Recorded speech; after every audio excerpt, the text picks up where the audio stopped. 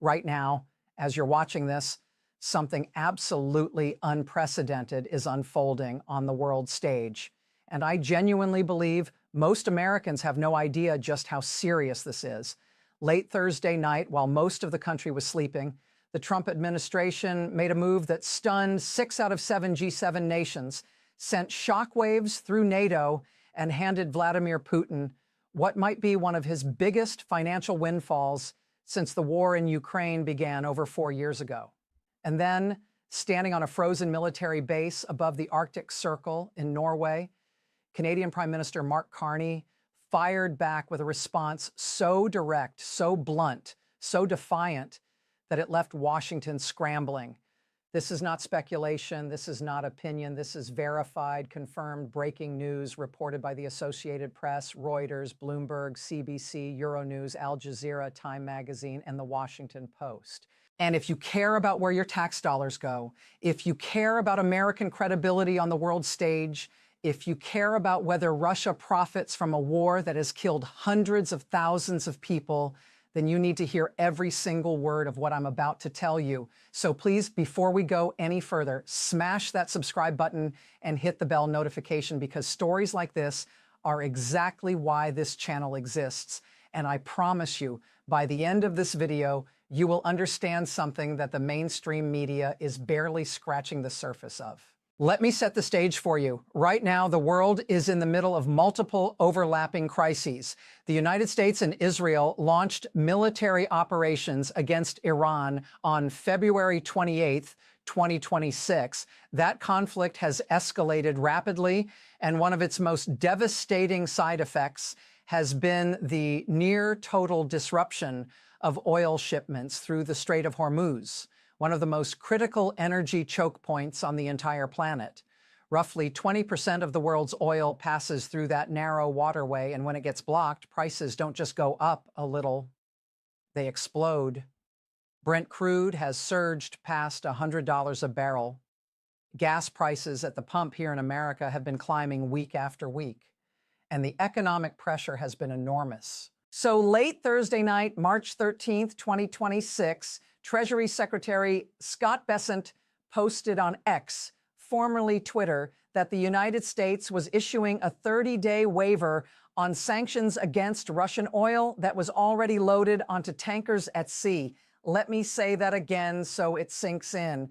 The United States government, which has spent years building an international coalition to punish Russia for invading Ukraine, just told the world that for the next 30 days, anyone can buy Russian oil sitting on tankers without fear of American sanctions. Bessent called it a temporary measure to stabilize global energy markets. He insisted it would not provide significant financial benefit to the Russian government. But here's what actually happened in reality.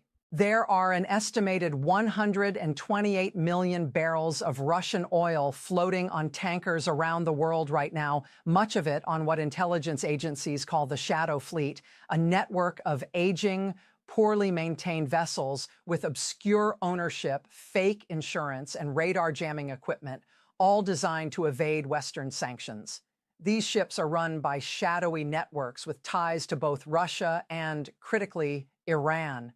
And now the United States just gave them a green light to sell all of it openly on the global market. Now, here's where this story gets truly explosive. Just 2 days before this announcement, the G7 nations, that's the United States, Canada, Germany, France, the United Kingdom, Italy, and Japan, held a virtual summit. And according to German Chancellor Friedrich Merz, who spoke publicly about it the very next day, 6 out of those 7 leaders made it absolutely clear that easing sanctions on Russia was the wrong move. 6 out of 7.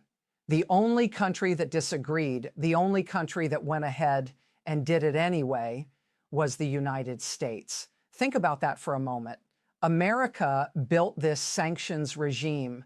America rallied the world to impose these economic penalties on Russia. America told its allies that maintaining pressure on Putin was essential to ending the war in Ukraine.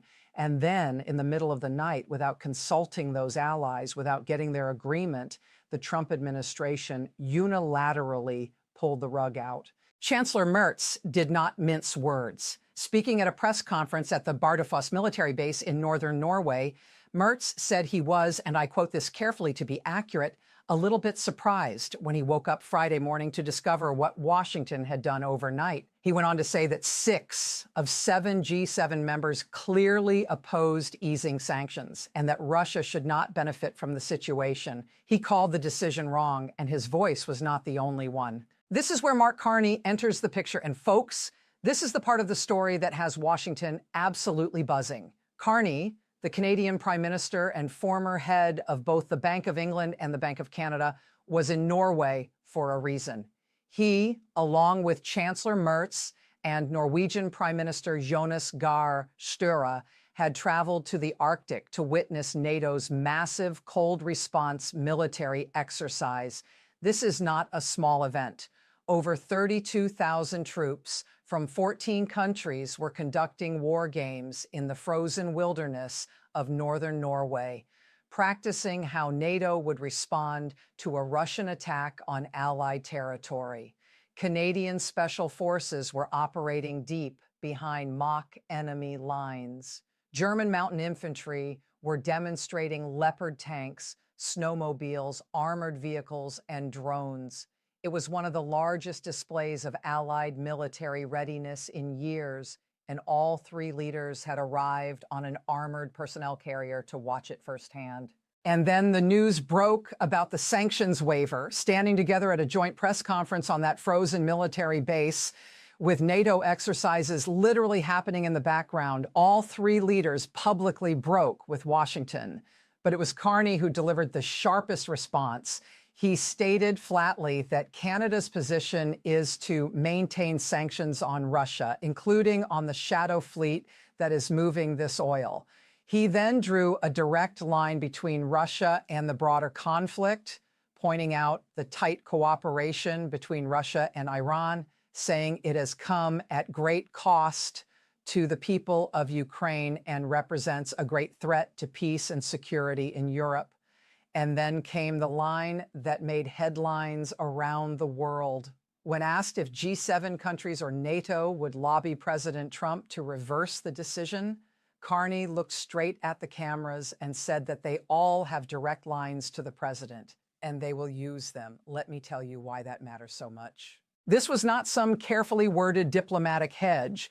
This was the leader of America's closest ally, standing on a NATO base surrounded by Allied troops, publicly saying he was going to call the President of the United States and tell him he made a mistake. In the world of international diplomacy, that is about as confrontational as it gets, without actually declaring a formal dispute. Norwegian Prime Minister Støre was equally forceful. He stated clearly that there should be more pressure on Russia, not less, and that sanctions need to be consistent so that Russia feels the pressure and comes to the negotiation table to accept a ceasefire and a just and durable peace. This matters because Norway is not just any country in this equation. Norway is the largest supplier of natural gas to Europe. It is a major oil producer, and the return of Russian oil to global markets directly undermines Norway's competitive position. So when Støre says this is wrong, he's not just making a moral argument, and he's making an economic one too. Now let's talk about what Ukraine thinks about all of this, because their reaction was devastating. On the same day, Ukrainian President Volodymyr Zelensky was in Paris, standing alongside French President Emmanuel Macron. Zelensky called the decision not very logical. He warned that lifting sanctions means Russia will receive more money, and that money will fund more drone attacks, more weapons, more destruction. He estimated that just this single easing of sanctions could provide Russia with roughly $10 billion for its war effort. $10 billion. And here's the thing that makes this even more painful. There are credible reports reported by multiple major news organizations in the days before this decision that Russia has been providing intelligence to Iran, intelligence that could help Iranian forces target American troops in the Middle East. Democratic Senator Elissa Slotkin, a former CIA and Pentagon official, said in a Senate hearing that if Russia is helping to kill U.S. forces, we have crossed a Rubicon and we need to take decisive action. And instead of decisive action against Russia, the Trump administration eased sanctions. Republican Senator Roger Wicker, the chairman of the Armed Services Committee, said he strongly disagrees with the decision. Republican Representative Don Bacon has also voiced criticism. This is not a partisan issue. Members of both parties are alarmed. Meanwhile, you know who was happy about this decision? The Kremlin. Russian presidential spokesman Dmitry Peskov told reporters that they see the U.S. actions as an attempt to stabilize energy markets. And in this regard, their interests align. Let that sink in. The Kremlin is publicly saying that American and Russian interests are now aligned. The Wall Street Journal reported that Putin can barely conceal a smirk as the war in Iran continues to benefit Russia economically and geopolitically. And the Washington Post reported that Russia is reveling in the decision, hoping it will lead to further and more permanent sanctions relief. But the story didn't stop there. Over the weekend, the situation escalated even further. On Sunday, March 15th, which is today, Carney gathered with the leaders of 5 Nordic countries, Norway, Sweden, Denmark, Finland, and Iceland, for a historic mini-summit in Oslo. The purpose of that summit was to discuss strengthening defense capabilities in the face of what they described as higher international tensions, including not just Russia's ongoing war in Ukraine, but also the Trump administration's repeated threats to take over Greenland. At that summit, Carney was asked directly by Danish media whether Canada would commit troops to defend Greenland against threats of U.S. annexation. His answer was remarkable.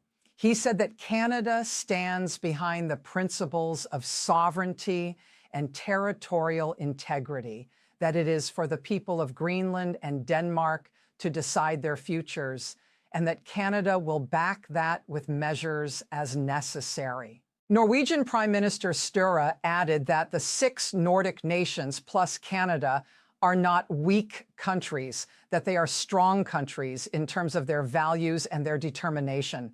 If you're finding this as important as I think it is, please take 1 second to hit that like button. It genuinely helps this video reach more people who need to see it, and that's what matters right now. So let's pull all of this together and talk about what it means for America and for all of us. What we are witnessing right now is something that foreign policy experts are calling a rupture in the Western alliance. When Carney spoke at the World Economic Forum in Davos earlier this year, he used that exact word, rupture, not transition. He said the old order is not coming back, and that nostalgia is not a strategy. He said great powers have begun using economic integration as weapons, tariffs as leverage, financial infrastructure as coercion, and he wasn't talking about Russia or China. He was talking about the United States. David Sachs, a China specialist at the Council on Foreign Relations, said that Beijing cannot believe its luck, that Trump is doing China's work for it. Prime ministers from Canada, the United Kingdom, France, Ireland, South Korea, Finland, and Germany have all visited Beijing in recent months, something that would have been nearly unthinkable just 2 years ago. Morten Andersen, an international relations expert at the Norwegian Institute of International Affairs, confirmed that Norway views the situation along Carney's line, seeing the United States increasingly as an unpredictable partner rather than a reliable ally. And here's the economic reality that ties all of this together. Before the Iran war began, the sanctions were actually working. Russia's Urals crude blend had fallen below $40 a barrel in December 2025, some $25 below the Brent benchmark. Russia was losing money. Putin was being forced to borrow from banks and raise taxes. Oil and gas revenues had been squeezed to a fraction of what Moscow needed to fund both its domestic programs and its war machine. The sanctions regime that the United States built and its allies maintained was genuinely putting Russia in a financial vice. And then the Iran war changed everything. Global oil prices surged. Russian crude, even with sanctions, started trading above $80 a barrel. And now, with the 30-day waiver, 128 million barrels of Russian oil can flow freely to buyers worldwide, generating billions of dollars that will go directly into the Russian treasury and from there into the production of weapons, drones, missiles, and everything else Russia is using to wage war on Ukraine and potentially to help Iran target American service members. The International Energy Agency's 32 member countries unanimously agreed to release 400 million barrels of oil from emergency reserves to try to bring prices down. The U.S. alone is releasing 172 million barrels from the Strategic Petroleum Reserve.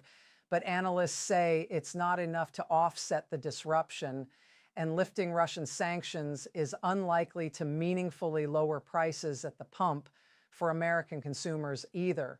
What it will do is pad Russia's bank account.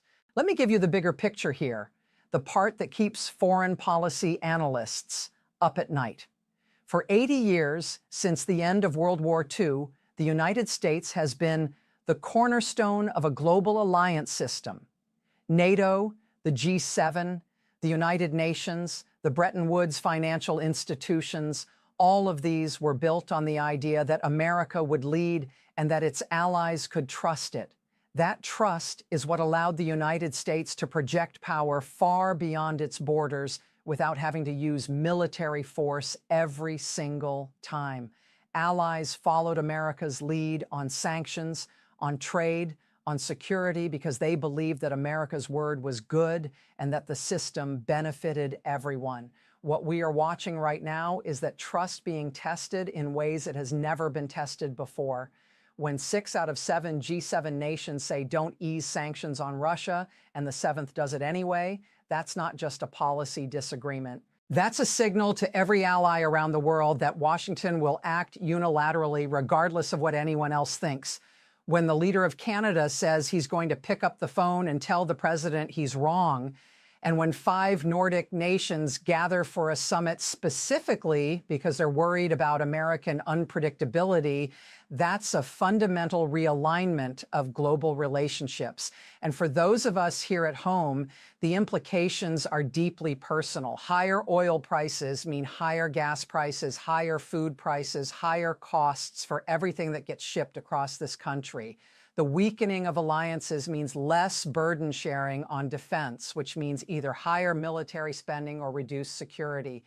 And the perception that America is willing to help Russia profit from a war that has devastated millions of people, that perception damages something that is very hard to rebuild once it's lost, and that is America's moral authority. So what happens next? The 30-day waiver expires on April 11th. But Treasury Secretary Bessent has already hinted that broader relaxation of Russian energy sanctions could be coming. Trump himself told a House Republican conference that they're waiving certain oil-related sanctions to reduce prices and that maybe they won't have to put them back on because there will be so much peace. Meanwhile, Carney and the European leaders have made it clear they will not follow suit. Canada just rolled out new sanctions on 100 additional vessels in Russia's shadow fleet. France, Germany, and Sweden have sent troops to Greenland. The Nordic countries are deepening defense cooperation. The European Council president called the U.S. decision very concerning and said weakening sanctions increases Russian resources to wage war. And Congress is not staying quiet either. Members from both parties are pushing back, with some Republican senators calling the move a serious mistake. This is one of those moments where the decisions being made right now, this week, this month, will shape the world for decades to come. Whether Russia is held accountable for its actions, whether American alliances survive, whether the rules-based international order that has kept the peace for 8 decades continues to function, all of that is on the table right now. And that is why I'm telling you this story, all of it, with every verified detail I can find, because you deserve to know what is happening in your name with your government on the world stage. If you learned something from this video, if you believe that more Americans need to understand what's going on, subscribe to this channel and share this video with someone who needs to see it. I'll be covering every development as it happens. Thank you for watching, and I'll see you in the next one.